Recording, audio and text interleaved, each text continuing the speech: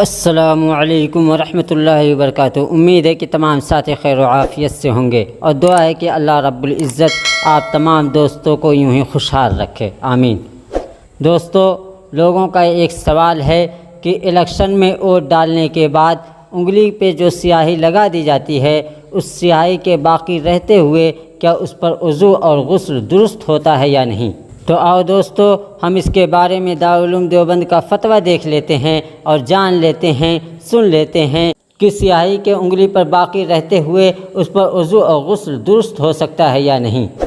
سوال: جب ہم الیکشن میں ووٹ ڈالنے جاتے ہیں تو اس وقت ہماری انگلی پر سیاہی لگا دی جاتی ہے کہ یہ دوبارہ فرضی ووٹ نہ دے سکے، اور وہ سیاہی مٹ نہیں پاتی۔ کچھ لوگوں کا کہنا ہے کہ یہ سیاہی انگلی پر رہتی ہے تو اس پر وضو نہیں ہوتا، تو جب وضو نہیں ہوگا تو نماز بھی صحیح نہیں ہوگی۔